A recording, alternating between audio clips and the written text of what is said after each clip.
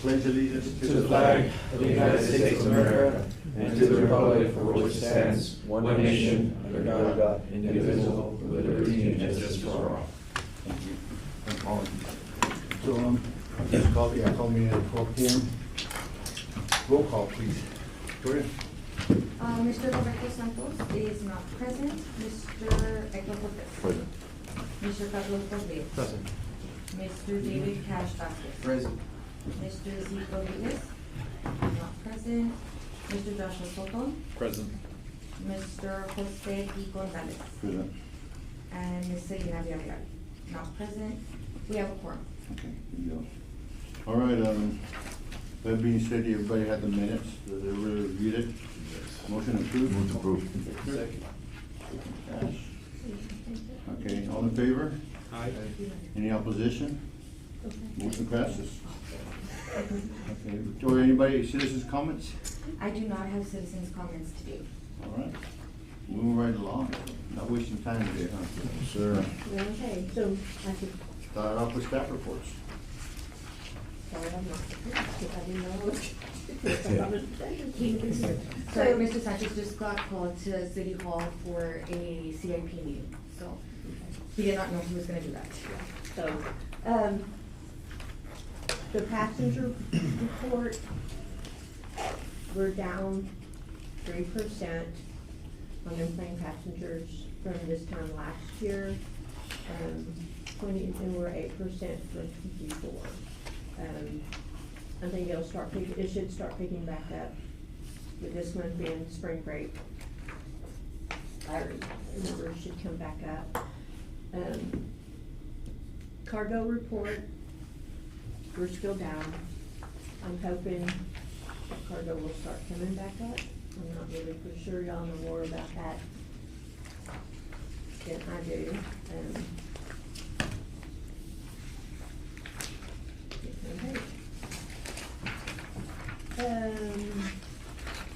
The FIS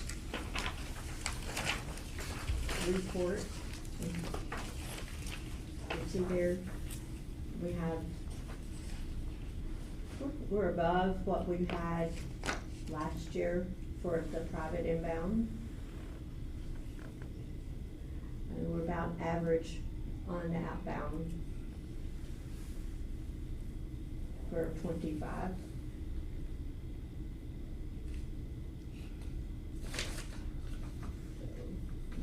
I'm not gonna read all of those, if y'all have questions on them, we can ask. And of course, with cargo being down, our fuel flow is also going to be down.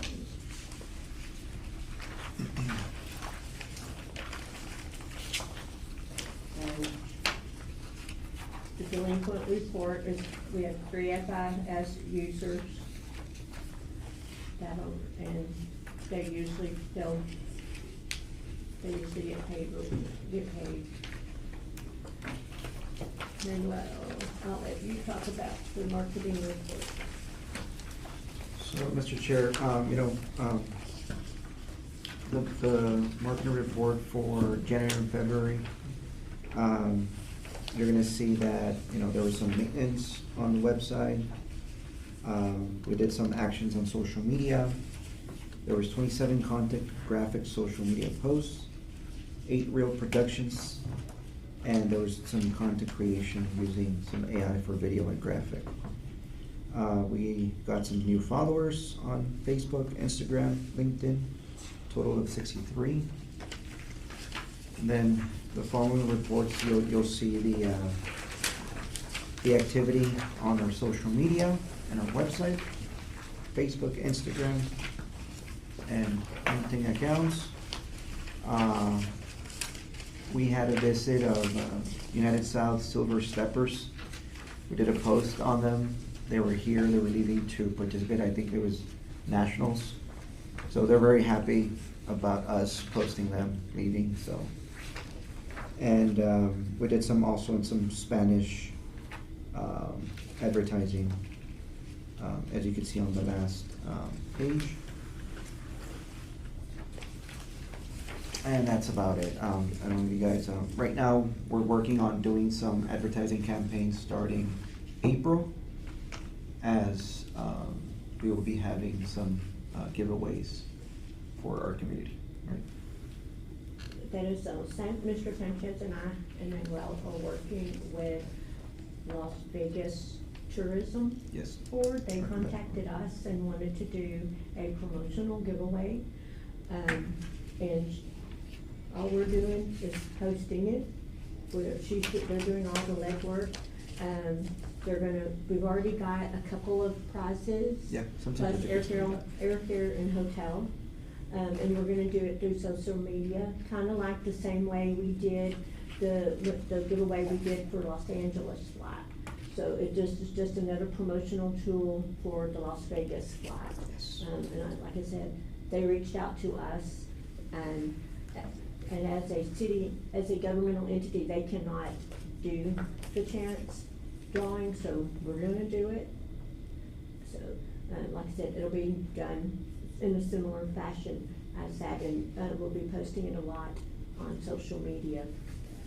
Also, on our website, we've added a tab for our master plan, so everybody can follow along with our master plan. And we have a thing for comments, and we're working with the city IT to get that fixed, because it's just not working.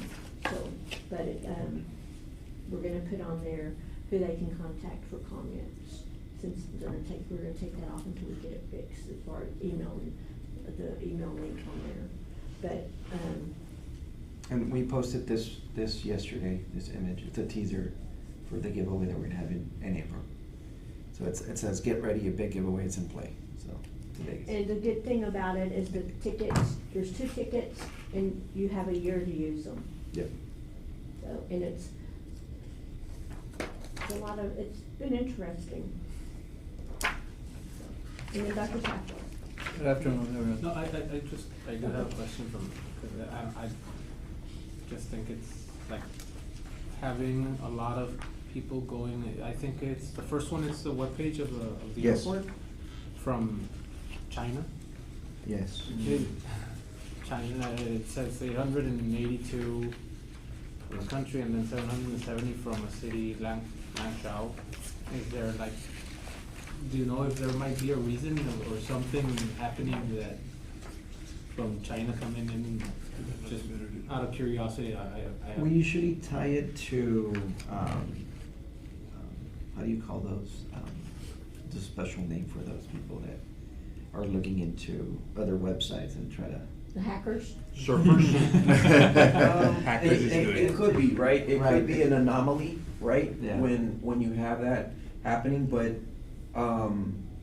there could be some also direct trade, Yes. related searches. I would say if there's a way to, and if we could go back to the marketing folks that, cause this is a shout out of Google Analytics. So they should be able to pull data from last year, they can pull data on a daily basis. Yeah. And so they can even see how many people are on the site right now at this moment, right? So, they should be able to pinpoint that piece. If there's a lot of traffic from China, then I would say that could be a positive, especially on the trade side. But I would, if you could go back to the Look for marketing that company trend. and ask for, maybe a more detailed, I guess, Okay. breakdown of that traffic, that might tell us a bit. Give us more. Give us a better, yeah, and then, if they're tracking they're tracking the person that lands on the site, they can actually see where that person is going on the site. So they should be able to see what they're clicking off, right? So here, if you look at the top, or the title of the page, obviously the home page is always gonna be the most visited page. Yeah. But down over here, flight info, airlines, all of that parking. stuff, that'll tell you how many people are visiting that Yeah. particular page, and it'll give you a breakdown. So Google Analytics is one of them. The other one that I would ask them to look at is Search Console from Google. Search And, Console. yeah, Search Console from Google also gives you another, view of what people are, or how they're landing on your website. All right, thank you. But,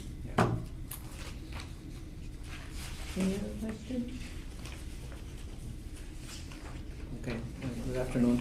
Since last month, we now have two new approved FTC sites. We are currently with 65 operators who have 76 sites. 62 of them are active, and there are 14 that are awaiting activation from CBP. They are missing some paperwork. We have 6 applications at the National FTC Board, but I was in a Zoom meeting a couple of days ago, and they have a backlog of 350 cases. And in the case of productions, since November till February, they only approved 4 cases nationwide. So they're also way back with that. Of the 11 companies that are gathering paperwork, I'm expecting 5 of them to deliver everything in the next 4 to 6 weeks. Of the 2 companies on hold, I was just informed that one of them is not seeking to continue with the application. They have everything, but they're not going through. And the annual report is due on the last day of this month. All of the operators have submitted their reports. I'm going through most of them. There's one thing that we had to go back with all operators, and it's regarding employment, because when I was at a national FTC meeting in February, they mentioned that it's severely undercounted jobs because people just think that it's vetted people by CBP who they should count and not the full-time employment equivalents. So we are going to grow from 323 jobs last year. With this adjustment that we're doing, we're going to be, right now, there it says 599. Today it was 521, so we would probably get around to 550 jobs by the end of this month.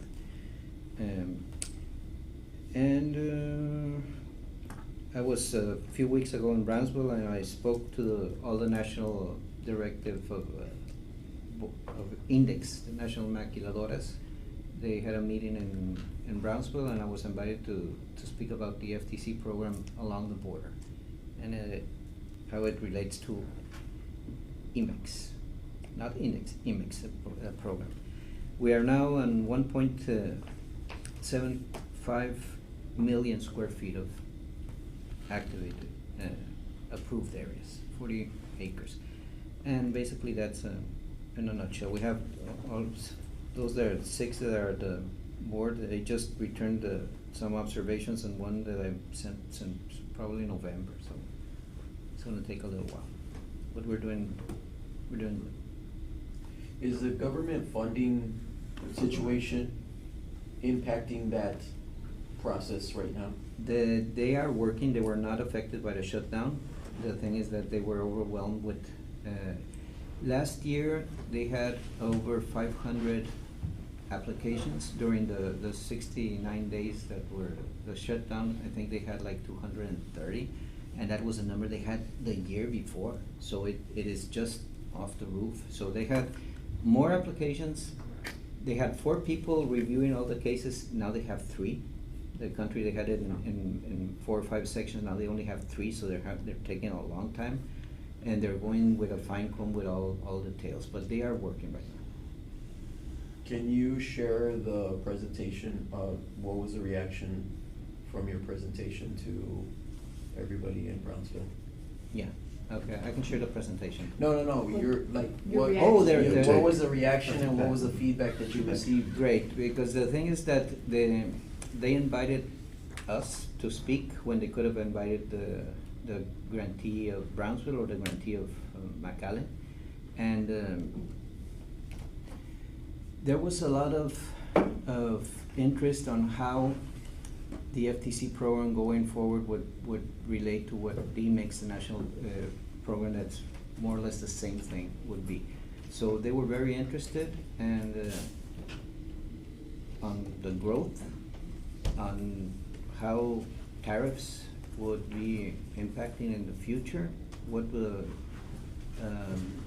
revision of USMCA will be. And that was, I also gave another presentation to another event, but that was on my time in Reynosa. So basically they're very much interested in how they can take an advantage of the maquiladoras That was the thing that they were asking, how the production authority would relate to having more production over here, what they're doing with the IMEX program, Index, sorry. I get confused with IMEX is the program and Index is the organization. So My there was- my question to you is on that, since you were the NAFTZ there at the meeting in February, did they have any discussion on that legislation that's been introduced? No, they just mentioned that it was under review, but no, they didn't mention anything about it. Beyond that it was reviewed and accepted and it had the backing of the NAFTC, the association. Well, we supported that as well as the national brokers, but I know that one thing is that would allow the manufacturing process to move forward, and that's the thing that we're lacking. That's why FTC is pushing forward, but if they get that manufacturing, that would help the index, and you could sit there, promote that a little bit more. So that's the challenge that we're working through right now. Because all this is just a storage facility right now, and we gotta move forward. In our and make case, that yes, manufacturing. just, in our case in the radio, just storage. And knowing that you have Webb County and you represented Laredo, did you check with the other, like Eagle Pass or Rio Grande City and those other, with their FTC programs, were you able to collaborate and see? Because I know our success is a lot bigger due to the fact that logistics wise, I mean, we're right down the middle of the corridor. But everybody else, I know they're trying to move forward in that direction, considering all the tariffs that's in place right now. But They're working, what I heard was that in the case of McAllen and Brownsville, they're having less applications than before. I don't know why. They have a production they do have over there we don't have. But when you compare the number of applications, we're 3 times as much as they have. And that I don't know why. and I know one of the challenges they have is the funding aspect, because they only have 3 people, but that's gonna take away revenue from the tax, from the duties that they're paying right now. So that's why they're not really giving that much importance to this division, so, but, you know, we know people that can have a discussion with. Okay, thank you. Thank you. Thank you. Any comments? Just questions? No, just great job. I mean, we're still leading the charge, right? Laredo's still head of the pack, at least when it comes to this. And the number of operations not in value, because those grantees that have production, they're talking about billions. And in our case, it is over almost 2 billion, I think. But no, its production is way beyond. So in the number of operators, the number of FTCs, yes, we're growing very fast. Even in the case of Florida, they have more FTCs than we have. Because I asked Elizabeth Whiteman, she's the executive director of the NAFTC board, and what would happen if we would get to 100 operators? Would we be the number 1 in the nation? Said, well, it would be number 2 because Florida has around 150. Well, number 2 is not bad. Yeah, we'll take that. Yeah. Nice. Any more Good job. questions? Comments, questions, Mike? So on the terminal rehabilitation project, we finally got the second phase pricing from the contractor, and we're reviewing that. They're, I do believe, getting ready to install the generator, which will be the final piece of the first phase. Excuse me, not the final, but the final piece is the PA system, which they are working on getting, putting in a new PA system. So, like I said, we're reviewing the pricing for the phase 2. Hopefully we'll get started on that by June, but we'll see. That's really the only construction project that we have that's in progress. The only other project that we have in the works right at this moment is on the airfield, which we're going to be removing the EMAS that's at the end of 1A, right? And extending the north end a little bit. And that will be strictly as our, word just walked down and out of the head. But it will not be takeoff space. It'll be will be takeoff space, but it won't be landings. You can't land on it. It's displaced threshold. My mind just went blank. There's displaced threshold, which is not something usually the FAA will pay for, but our EMAS needs to be completely rebuilt. And instead of spending the money to completely rebuild it, they want us to extend the runway enough for to take care of the displaced threshold. So, actually, got a 1 o'clock call with the FAA about this project. So, I'll let Victoria talk about the properties for lease. Okay, so we do have another construction project. We actually have a demolition. I don't know if we want to give an update on the demo on Bartlett and Hillside. Bartlett Hillside. We are halfway of the demolition. The contractor is removing all the inside parts. And probably in a couple of weeks, he will start actually the destruction of the structure. Can I ask why, and just because I don't know a lot about construction, but why do they have to gut the inside and not just demolish the whole thing and then just, is it because the material that's inside or? Usually the contractors that dedicate to demolitions, they do some salvage material and they sell it. Mm. So they take in whatever is good and they resell it. And Gotcha. we got pretty good price compared to the other contractor. We got it for $29,000. Mr. Pete, he has 30 years doing that. And the other contractors that were, the closest one, it was 60,000, 200,000. So we got pretty good price for that. It was the craziest street I've ever seen. Like the price ranges were from 30,000 all the way up to like $500,000. But 3PG has been great and they have demoed other buildings for They us have in the experience, past. they work a lot with LISD, UISD in the demolition, Yeah. so he's doing a pretty good job.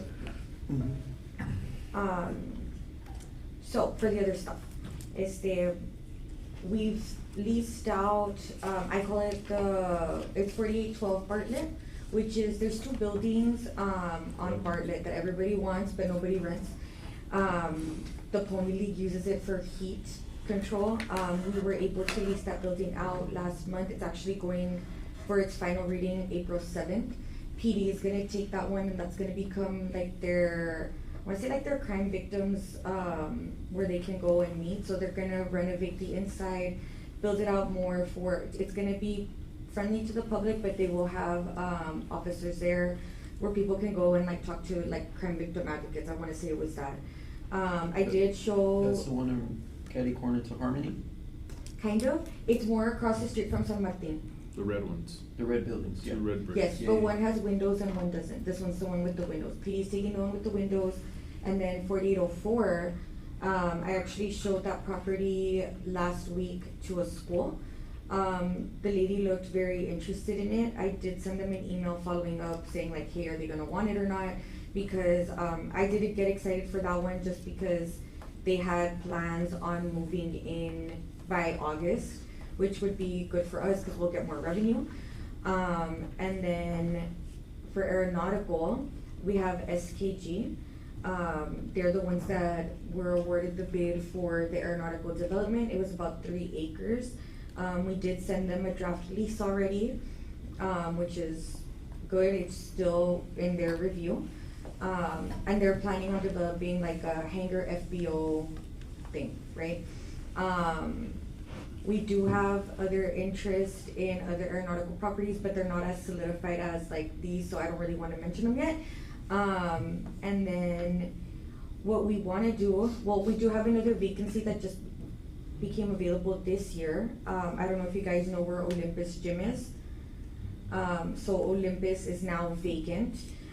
They had been taking a while to move out just because they were trying to sell out all of their equipment out. We've been in that building and not a fan, not gonna lie, not a fan. I don't feel like it's safe. And so we're gonna see if we're gonna probably knock it down. I did have interest in it from the church that's across the street, but nothing's for sure. If we do knock it down, it'll just be more space for us to either develop it into something else or maybe, the church does have a lot of properties in that area, so, if they did wanna expand that way, there would be space for them too. If the church were to take it, I don't think they'd wanna knock it down, I think they would just do the internal renovations, which is really the problem. That I see, mainly the stairs, I feel like they built the stairs themselves. So, not the church, the gym. And yeah, I know that, we're trying to see a way where we can work more with realtors, and brokers. I don't know about placing things on the MLS system, but, we are looking to create an ordinance where it makes it competitive for everybody to be able to work with the airport while still getting a commission, cause like right now, unfortunately, I have had to tell realtors, you know, we're not paying commission, that's something that you can work out with who you're representing, as is the law. But, you know, we do want to be able to be competitive with the market, and part of that is being able to pay the commission to the realtor, cause, I mean, I've been a realtor before, and if I have no commission or like a 2%, I'm not likely to wanna show your building, you know what I mean? Make it worth my time, so we do wanna do it, we just wanna make sure that it's aligned with the law, in the sense of, we don't wanna set, like, everybody's gonna get a 6%, like, we know that's not allowed, so we just wanna make sure that it's still attractive, but still abiding with the law, which is something that hopefully I can have at least a draft of the ordinance by next month. I know it's something that I've been talking about with Mr. Sanchez and with our legal team, and they are in agreement. I know that in the past, there has been agreements or like ordinances where the airport has worked with realtors, but the law, or like the way it's written, it's very outdated, it's over 20 years old.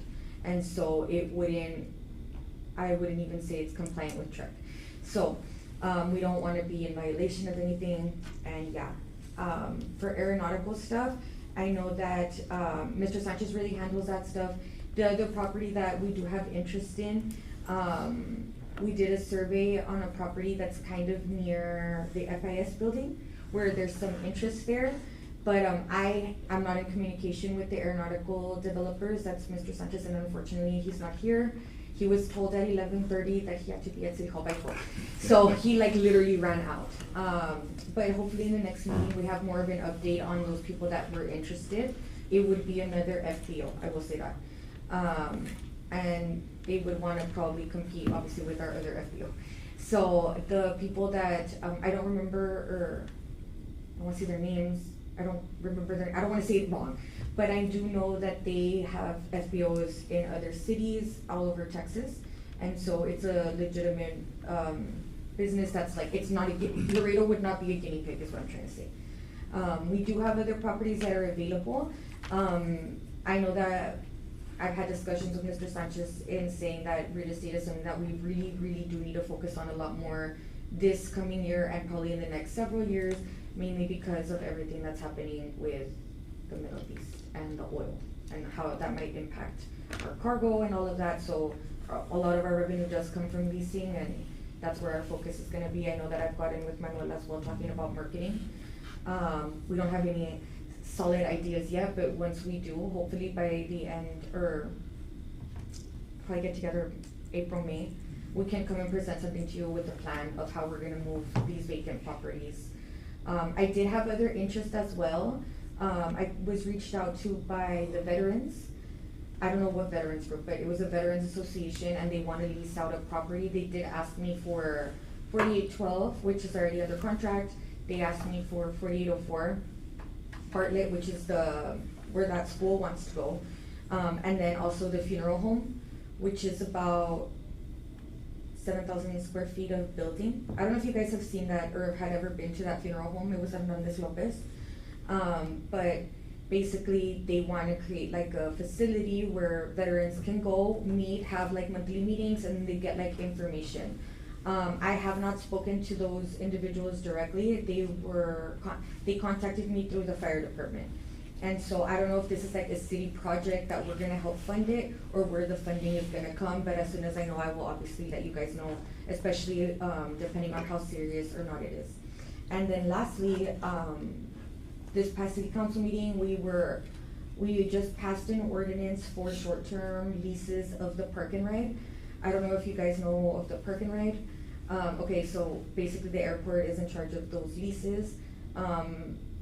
You would laugh if you saw what we would charge before, or you'd probably get mad at us, but we were charging nothing. And so now we've noticed that a lot of people want to lease the park and ride from us because we don't charge that much. We got calls and we're like, okay, we don't want to disrupt the market. So we created like a way to price it out to where like city or governmental or nonprofits would be treated one way, depending also on the size of the event. And then there's one for profit, because obviously, I'm not gonna charge you $100 or $300, or I think it got up to, I think we made it $650 per day. We've changed it, but at one point it was $650 per day, and then they were making for profit, which wasn't necessarily good for us, because if they leave a mess, you know, we have to send our guys out there to go and, you know, clean it up. That's overtime on us. So we did a sheet, like, or we built it out to where they have to pay like a certain amount. It's expensive. We don't know if that's gonna drive people away. But in all reality, the park and ride events that we are used to having and the ones that we're comfortable having are a lot smaller, more nonprofit, more for the community, as opposed to, you know, having festivals and parties there. But yeah, that's pretty much what I have for these leases. And then, Couple of things, on the park and ride. mhm, The airport still owns that property. correct, Okay, and then, anytime somebody wants to rent it, they rent it from you guys. yes. Just a comment, because I've done festivals before, through my nonprofits. There's no space here in Laredo. There's no convention center. There's no area to do a festival if you wanted to. That's why Laredo never has festivals. That's why Jalapeno Festival had to move from Park and Ride, because there's no space. So they had to go to the arena, which turned out to be nice, but it also cost the nonprofit an exuberant amount of money versus what they used to pay, right? I think that's also needs to be considered when you guys are like negotiating some of this stuff, because Laredo is just not built for that, And my those main types of events. concern- And then the other part is just the lack of facilities, right? Like that at the end of the day, we just don't have anywhere that's gonna support parking, that's gonna support large-scale festivals, so Yeah, it's and, just something to and think our about there. our concern also was these events were taking place, and, as you know, or may not know, Thomas Street is a truck route. And so when you have people crossing the street forward and back, from Park and Ride to the empty lot that's across from it, that's a liability on us. It's also, a lot of these, like, we kind of structured it more, cause I wasn't requiring a security plan. I knew that I was charging for I was telling them to get security, but I had no plan. I had no, street closures. When you do a big festival, like the ones that these people have been wanting to have lately, which, yeah, go for it, you know what I mean? You need to notify the tenants, because that side of the base is all industrial, and it has a lot of trucking, and so we don't wanna interfere with business. Our street closure policy for the city of Laredo states that they need to notify all, landowners or tenants within a certain vicinity. That wasn't occurring, and so what would happen was you have people parking on streets, or people parking in other businesses' parking lots. And it's just not, I'm not being a good landlord by not protecting the people that are paying me monthly, significant amounts to like, and favoring, you know, somebody's paying me $100 for a day, that can cause disruptions, you know? At least Yeah. just knowing in advance, that's what helps, and that's what we're requiring in the ordinance. It's not just the pricing, it's also the process of how to release it out and what we expect. We're gonna work with community development, who really handles the street closures, and the reason we're working with them is because once they get that street closure, the entire, like, it's a form that goes through like 7 departments.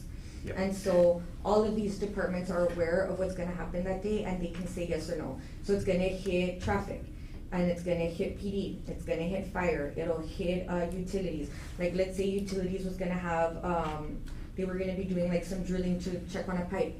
they'll know, oh no, that's not a good day to have the event, you know, I have something programmed there.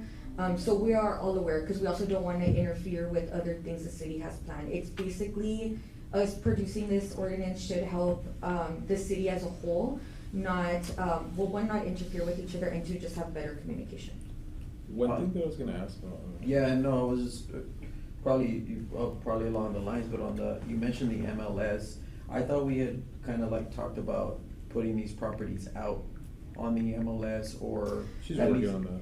The Or- problem with the MLS thing is that the way that the board works is that you have to have broker representation. Totally fair, they're paying a ton of money, you know, like a random can't just be like, here, MLS, you know, put it on.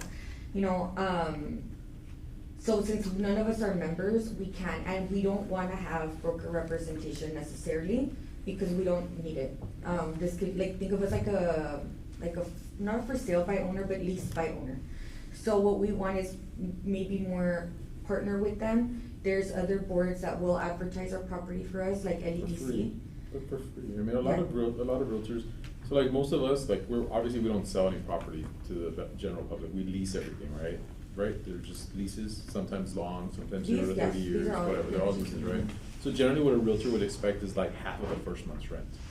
So I mean, that's something that's standard in the industry. So I wouldn't, some people wanna like make it complicated, whoa, what's a 30-year lease, so we're gonna charge 6%.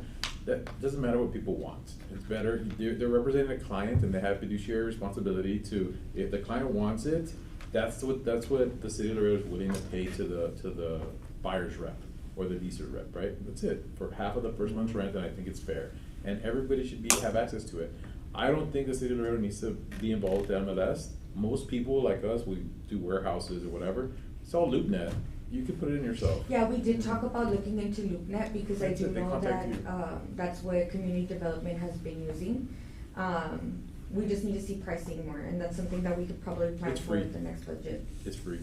LoopNet? Yeah. To advertise? Yeah, it's free. So I mean, all it is just taking the pictures and putting them on LoopNet. I don't believe in free. There's always a cost. No, so I mean, the thing is just doing it, but there are a lot of standing property that's not making the city any money, you know, so. Yeah. But what I was getting to is, there is talks, you brought up the convention center, so obviously the city's in talks of purchasing the theater, right, on Jackman. As somebody that owns the airport and a lot of property around it, why haven't we considered building like a garage, 2 or 3 story garage that's gonna be near enough that'll transport people back and forth to events like that? Because one thing that they don't have, even at the arena, there's nowhere to park. And if we were to build something like that, even long-term parking, I mean, sometimes long-term parking here is full. I mean, I've seen it driving by, I'm like, damn, you know? And everything is automated, everything, just like in San Antonio, everywhere I go into Pearl, you know, I have to scan my code or I get a $30 bill. You know, it is what it is. So I mean, the city of Laredo we have to step ahead, and we already have the land and it's close by, let's start building. You know, and I think it'd be the best thing, because we need it, like the city needs parking, we don't have parking, we have a bunch of empty land. So, as far as the cost, we don't have the funds to do that. Our land, I'm thinking, we really don't have any land that direction towards the, But arena. but like long-term parking here, like we could build up the long-term So- parking. to go, I know that it seems really, we could go up, but we'd be limited to how far up we could go. And I would have to look into, I haven't looked into, cause there's a building restriction line, and it's based on how far it's from the, center point of the closest runway, so we would have to look at that. That's a big thing. How the land is classified on the airport layout plan, that's all classified as airport property, aeronautical revenue, so, I mean, other airports do it, I'm just thinking we should look into it, you know, Yeah. I don't know, And those are I know things that I nothing's think easy. I think nothing's those are easy. things that you can also comment for since we're doing the master plan, that's something that you can suggest. I know that there's gonna be meetings, but if that's an interest, I'm not against a parking garage at all, because you could put solar panels up there. and we can Yeah. create our own electricity, right? Mhm. So, I'm not against it. But this is the time to start bringing up those ideas since we are master planning. Yeah, I mean, it would be a Yeah. great thing to do. I mean, and the idea is it's sort of, it serves two purposes, right? So airport parking, and then you're 2 minutes from the new convention center and the arena. Where, I mean, the city is really planning to do something big there. There's hotels that are gonna be coming up already. I mean, if we get ahead of the ball and we start planning it, at least we have some revenue for the airport, you know? And I also know that, speaking of hotels, like, I know that Mr. Sanchez is meeting with hotel people soon, so hopefully something comes of that. I know that, we've met with them before, and working together, so, I really don't know what the meeting's about, I just know he's meeting with them. Well, we had but- one here. Huh? We had one here at the airport. Yes. Yeah. Yeah, so something similar, same group, Mhm. very smart group. Thank you. They do wanna be able to bring more tourism to Laredo. Yeah, no, it's a big thing, and I think it's Laredo's going in the right direction, but we need the infrastructure to follow it, you know? Yeah, I agree. So, those are just my 2 cents. Yes, and hopefully, first part of the summer, we'll have our public, meeting on our master plan. Once we get dates on that, we'll get it out to everybody. And I think she said, I don't have my meeting notes, I think she said something first part of the summer, She said summer, I don't remember what part of it. around the summer, and that'll be, I'm not for sure where we'll have it. Usually, the last time we had something like that was at the library on. Yeah, usually we have those big public meetings at the Joe Guerra, but we'll let you guys know in advance. So that everybody. And we'll be able to talk amongst Yes. ourselves too prior to that? Yeah, Maybe I the next mean- board meeting, can I request that to see what's planned and what maybe we Well, can input? As soon as they get, whenever they get the alternates done to a draft form, then, and alternates is the different projects and how different things are, what plan we're gonna take. And once we get that, they're still working all that out, then, we can see if we can, have them send me a presentation. Uh-huh. Or just anything that maybe could be emailed to the board members so that we can start thinking on our own. And then when we have our next board meeting, we can sort of relay, because obviously we don't wanna get them finished and then have ideas and then Yeah, have to go and, back. well, they won't be completely finished, that's the whole point of the Okay. public meeting, Mhm. is to get the public's input. Mhm. We also have a committee that, will meet on the alternatives.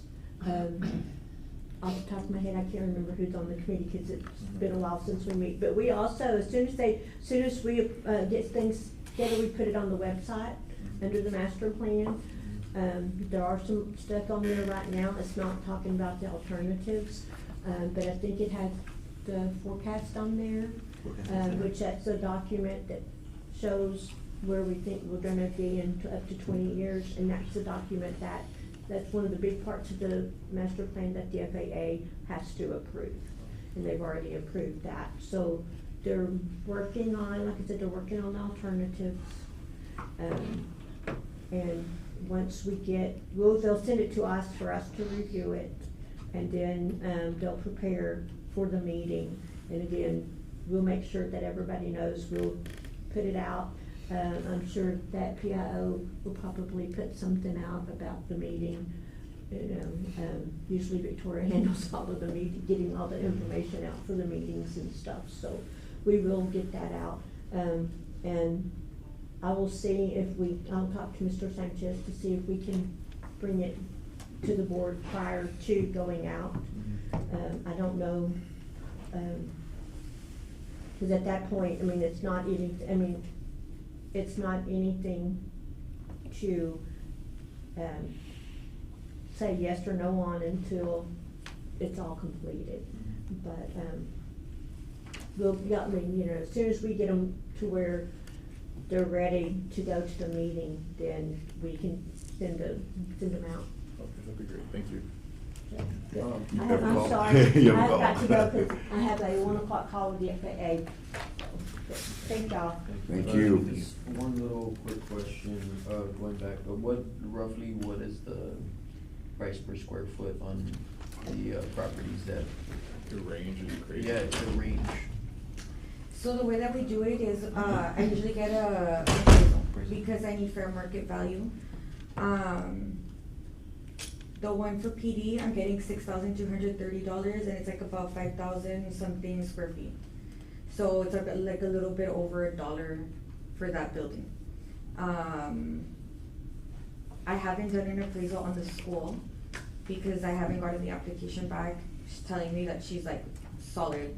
The reason why is because, you know, appraisals expire, and so I don't wanna get an appraisal and then all of a sudden, you know, it doesn't work, and then the people don't go through, and I'm spending a bunch of money. That's another thing that I really wanna work on, is finding a way so I can throw that cost back to the people interested, or at least go half-seas, right? But yeah, so it really depends. It depends on the location, and it depends on the type of business or what they're planning on doing there. At least that's what I've noticed, cause they do market rent appraisals. And I guess it just depends if the land is developed or not. So like if I have a building on there, it's obviously gonna cost me more. If it's already built, suit out for whatever the person is looking for, it's at like a certain range. The warehouses, so another building that became available but leased like immediately was 5508 Thomas. That one is it's a warehouse that it's right next to, you guys know where the Public Works buildings is here in Laredo? It's behind the parking lot. Yes, right behind the parking lot, there's like a warehouse, right? That warehouse was being leased out by a private company. They left, and then PD also moved into it. PD has taken over. PD is my tenant, like, I'm their nightmare. But they basically took over that, and that's where they're putting their property division. They are investing into the property because, that building's actually funny. We didn't buy it. It didn't come with the, I think we got it based off of a foreclosure, not gonna lie. So I don't have a lot of information on it. I don't know, I think the building's definitely from the 2000s, early 2000s. But it hasn't been really updated, cause I know AEP moved into that building for a long time. Then they left, and then we've got D&H in there. And so what PD is gonna do is they're gonna like fully seal it, make it completely, I guess like guarded up, so, cause they're gonna put their, whatever they're seizing in there. Which is also, like, it was nice because, that was a good revenue that we have. And then like we thought we were gonna lose it, and then boom, no we didn't. Like we haven't lost a payment through that one, which is good, so. How about the one next to Barker? Like, next to Barker, heading north, there's like an audio box. There's Oh, like- they're there. They're there? RZ. Oh, okay. Yes. And how about behind that little room? I need to see. I know that most of the stuff that is leased out, I have a lot of leases that are expiring like 2034. Yeah. All of the LA Ventures ones are around there. But, which is like the warehouses on Air Park. Don't know what's gonna happen there yet. But yeah, I do have, it really, the range of the price per square foot, I don't wanna say one thing, cause I know I did that the other day. I did tell somebody, like on this vacant lot that's right next to the auto shop on Bartlett, and, well, it's not on Bartlett, it's on Hillside. I told them what I thought it was gonna be, and it ended up being significantly higher. Also, it was a lot of square, like they were asking me for acreage, but, the price was a lot higher. So I don't wanna say an amount and then be wrong, but it ranges, there's a range. I usually do an appraisal. But sorry to interrupt, but at least what I'm listening to you say is that they are going higher than, what was it, maybe a year or a year and a half ago, when we were seeing that there was a lease right here next to the maybe, I'm not sure if it was a tower or somewhere around there, that it was, 8X. I can't remember, but the price was extremely low for the. 23 for the cents. warehouse. 20-something cents or so. Yeah, and so that lease, and I'll be very frank, so the FAA has rules, Laredo has its own. And that's the rule, the way it was for, I'm being very honest, that's how it was for a really long time. And so what ends up happening, when people have friends, you screw up your own value system. And so a lot of those prices stayed low because we did not increase them for like 20 years. When we came to let you guys know we were doing that, that's the first time they had ever gotten a price increase their entire time here. So for us, like, yes, it's low, like from the private world, and you're seeing for us, it was a huge increase. it was a big increase. Now they're renovating it, they're fixing it up, which is good for us, cause like obviously we don't have the funds to do that at the moment. But they're still there, for whatever reason, and I wanna say, it's because sometimes like the properties on the outside may cost more because they're able to compare them to actual properties that are not bordering the airfield. Even though you would assume that a property that's bordering the airfield would be more of value, since those values stayed so minimal for so long, yeah, we shot ourselves in the foot. To be Also, they're in terrible condition. Yeah. They're in super bad condition. Yeah, well, they're from the base. Yeah. So, and that's why we wanna make sure that the people that are moving into those spaces are actually gonna take care of them, give them value, and build them up. We don't want, and the minute that they get free and we are able to access them, like, for instance, workforce. When I first got here, we would show that property, but it was scary to show that property. I don't know how long I was telling Mr. Sanchez, we need to knock that thing down. It has foundation issues.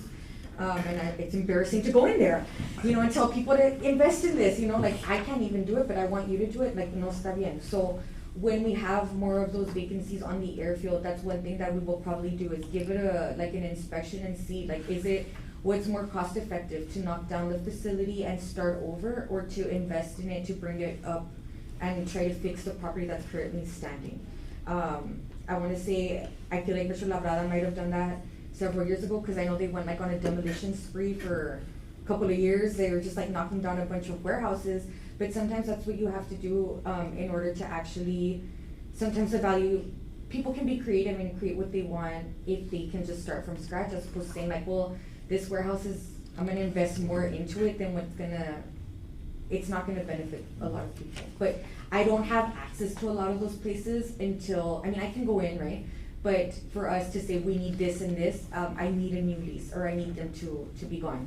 They'll be gone, and maybe like 5 to 10 years down the line, we'll start seeing if people are actually gonna wanna stay. Because the way that those leases were built out were ground leases, and so people build up these buildings, and then they would lease them out subleasing, right? Well, when those leases expire, they cannot continue to do that, because their ground lease has to become a building lease, since there's a building there now. When we let these people know, developer, are you still willing to pay a building lease for this? They can tell us, no, we're bowing out, good luck, thank you for this time. Or, if they're still interested in having subleasers or subleasing to other people, they can stay. I don't know where we're gonna be. I don't even know where we're gonna be tomorrow. Economy-wise, if people are actually gonna wanna continue to do the subleasing thing while still having tenants, even though they're not in the aeronautical business or not, I don't know. But I feel like because of everything that's been going on, I don't feel like the ramifications are gonna be gone tomorrow. I don't think they'll be gone in a year or two. I think people are gonna be more frugal with their money, so I don't know if the current developers that are in charge of the subleases are gonna wanna stay. I do know that one of our subleases, Killam, they leased 2310 from us. They're looking at getting another sublease, and they did let us know about it, which is exciting because that means that they'll be making more money. Then we'll be making more money too.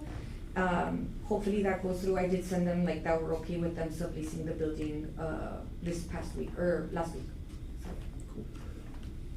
Real estate is moving. It's just not moving as fast as we were all. The world's gonna keep moving, it's just that everything's gonna get more expensive. And it hasn't hit us yet, but there's a ton of layoffs that are happening right now. Everything's flying under the radar.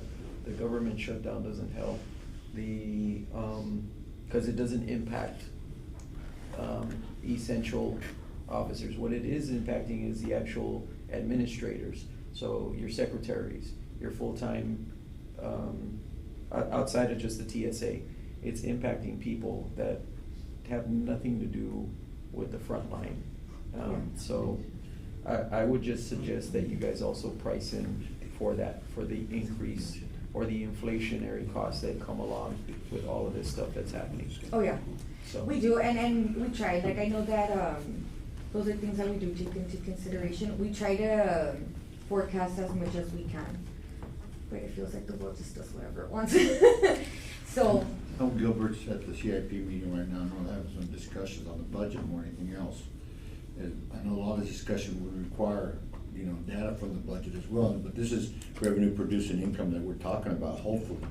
But with that being said, is there anything that the airport, because I was at the meeting yesterday and they were talking about the budget, and the name airport showed up, but is there anything that's priority for the airport to request for the budget? Because I know they're trying to spend money, but at the same time, you know, they've got their own, and it looks like they're working on the sport complex more than anything well, else. our That's airport priority. money doesn't go there. Yeah. So it's funny to me that we do like the CIP planning and like we do the budget stuff. Obviously, we have to because of transparency, but we are our own fund, and so we do not tap into general fund, and we don't want to. Airports are supposed to be self-sufficient as per the FAA, and thankfully, the Laredo International Airport does not tap into general fund. What we do is end up sending them an administrative fee in order for them to like provide services to us. So like whatever we pay in our administrative fee, we'll pay for the city legal team that comes and helps me revise the leases, or finance that's processing the checks. That's how we work with general fund, but in all reality, obviously we do get council approval and stuff. Our budget comes from our own money that we make. So, is there anything special? Of course, there's a wish list out there, but, not at this moment, there's no. I just saw airport on. What we're trying to do is- And like you said, it is a wish list. Yeah, But I know between the police department and between the sport complex, because they have that money for the Yeah. taxing, that's their priorities, it looks like, and it didn't seem right. But then, I know World Trade Bridge was just like the low on the list, and that should be priority. Yeah, Being involved in yeah, trade, yeah. because that generates more income. Yeah. But then it just seems like there needs to be a delicate balance on, you know, how they get the funding and how they move forward in certain processes. And then when you're saying that the PD is renting everything out, it comes back from the general fund, the taxpayer money. So that's At least good. that general fund is coming to us. Yeah.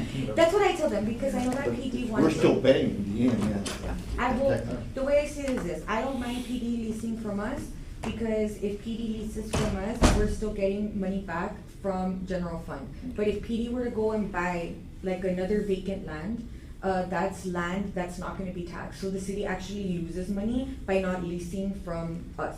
Right. Since we're required to get fair market value, even though it is the same city, at least we're the revenue is still coming to benefit a city department that can help us grow, as opposed to PD just spending money buying a vacant piece of land and then not even collecting tax rolls on that. Like it'll be non-exempt Right. or exempt, whatever it's called. Trying to move along as well. Yes. Anything else or no? Uh, I think we're at general, most of that was general staff comments, right? My other comments are this: tomorrow we're having an event, you guys can come, I'll put it on the chat right now. We have a time capsule in the front of our building. We're gonna do, it's for the Latin Sports Hall of Fame. I don't know when they put it in, but, do you know when? Yeah, The date's on there. 2010. yeah, 2010. 2010, I don't know the month, but it was in 2009, 2010, yeah, so sounds about right. Okay, so that has been in there, and now we're gonna open it. It was supposed to be open last year, but we had construction going on, so it was not open. But this year, we're doing it tomorrow. It'll be fun, it'll be at 10 a.m. I can send you guys the invite right now on the chat. You guys are more than welcome to join us. And then we should be having another event at the end of April for the terminal unveiling of the name for a congressperson. But I do not have a set date yet. I do not know if it is gonna be, they had set April 30th, but then I got an email from his assistant saying if they can change it to May. I haven't gotten any word back from the mayor. But as soon as I have that, I'll send it to you guys as well. Okay. Any other comments? Well, that's it then, right? I know that Mr. Sanchez is going out of town next week for an Allegiant conference, so hopefully at the next meeting, he'll give you some updates in regards to Allegiant. And then, Manuel's gonna go to Viva Fresh, which Yeah, is. for Port Laredo, basically, Bridge, Airport, Economic Development, and CVP. We get together and we promote the port. basically. The Viva CVP Fresh is what? It's in San Antonio. It's It's Flowers All the and produce. produce, yes. We're targeting Coach, I wanna say that they're The targeting coaching, coaches. yes. You see, lack of funding, will that affect anything out there? Because I know they're not traveling or not doing any kind of outreach. With CVP, Visitors Bureau. Oh, Yeah, CVP. I like CVP. Yeah, CVP. It's not CBP. Conventions Victor, Visitor. Victor. Yeah, when he said it, I was like, he's thinking about CVP. No, CVP. Fair enough. Yes. Okay. Action items.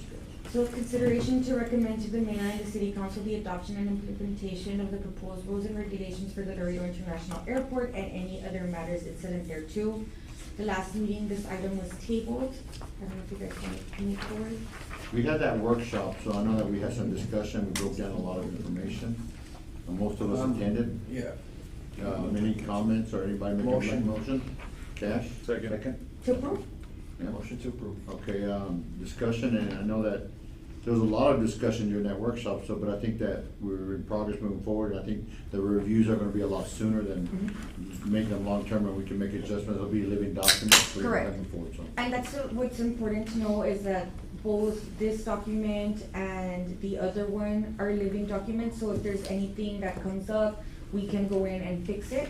And we'll obviously let you guys know. We try to cover all of our bases, but if something random occurs that's not written and we need more guidance, we can always come back in and fill in the gap that's not stated on the rules and regulations. Yeah, I just wanna tip my hat to you because I know you did a lot of work on that. And so, I appreciate, I mean, even down to the drone, thinking of that, right? And so that was, cause none of that stuff was included in the past, so it was really antiquated language that needed to be updated. And so the fact that we're gonna start to see that as a regular thing and updated every 5 years, yeah, I mean, that's why, no question, I think we should present it and vote on I it. cannot take full credit. We did have an amazing attorney help us, and he did help guide a lot of it, especially the unmanned drones. I actually wish the unmanned drone thing was a little bit stricter. He knows my experience with the drones. They freaked me out. There was one outside of my house, I didn't know what it was doing. But yeah, so thank you, and we just wanna make sure that it's a safe environment here. And yeah, we're just here to support, make sure it's functional, make sure that Chief is able to enforce his rules Yeah. on everybody, not just us. I'm just kidding. All right. All in favor? Aye. Any opposition? Motion passes.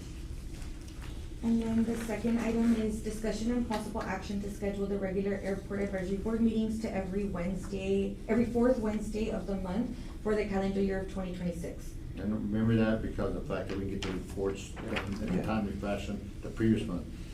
You still having. I'm the good meetings Wednesdays. Every Wednesdays? I'm good. You're good? Yes. Because I remember that we worked Yeah, on the schedule last yeah, time. good so- Wednesdays. Okay, so, I know motion? what- Motion? Yes. Oh, Okay. second. Second? Cash, okay. Now, discussion?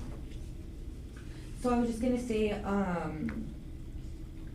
I know that initially when I first started here, it was like the second Wednesday, and then it became the third Wednesday, but for whatever reason, 2026, the third Wednesday always ends up being the 18th, and there's not enough time we have people that submit them a little bit late, so we give them like a little bit of grace period, but by the end of the third week, we should have everything in. And we'll reevaluate again at the beginning of the next calendar year to see what day it's gonna fall on, so if we need to readjust, we can again. So right now, this is looking in a positive manner, we can get current information provided. Yes. Okay. I don't want you guys to come to 2 meetings and then have the same info. All in favor? Aye. Any opposition? Motion passes. Motion passes. Yes. So, Any additional comments? Josh, you had a request? I just would wanna see any master plan stuff, please. Even if it's very, very preliminary, just so that we can, as an advisory board, just put in our 2 cents before the general public. okay. Yeah, I'll make sure to include updates on the master plan for the April meeting. And then hopefully, depending on what Mr. Sanchez says, maybe we can do a presentation. If not, we can definitely have our RSMH team that does handle the master plan for us give you guys an update on it. That'd be great. Okay? And then, Victoria, if it's cool, I'd like to also just request that, and if we need to vote on it or whatever, but just a list of available properties that you're trying to lease. That way we can take it to our network, and present it. I think, you know, just in the best interest of the city, there's a ton of developers that, like, I know I get a chance to meet with, and I'd love to present it to at least even the LEDC and put it out there through them or through the chamber, because, you know, people are looking to try to develop, put projects together, and I think that the airport has a ton of space that could probably accommodate that. Yeah, So I can actually send you that right now. Well, I think, to add to that point, like, other cities have on their airport tab, available properties, like, we should have one on the website. We do have flyers on there, but I don't believe that we have our vacant land, so that's something that we can work on with ADS to. So have it all there, yeah. Yeah. And that Okay. way, anytime anybody has any, hey, I wanna see what the airport has available, anybody can go and see it. And that way, it's free advertising that we already have implemented in the website, super easy. Yeah. And even advertising, like running ads on available airport property and doing a campaign on it, I mean, if we get one lease, I mean, it'd be super easy. And then you could do 2 for 1, so if you put it on LoopNet, then. With the link. You get the link and then it automatically populates, so you put it on there and you hyperlink it, you can embed it, you can iframe it into the website, and so you just go in there and when they click on it, yeah, one and done. So, Okay. yeah, for sure. That's all I got. And then for pilots, we listen to an app called Live ATC, and it's been down in Laredo for like months. And I don't understand why, I don't know. I have no idea on that one. Really? So. I don't know, because that seems like something with the website.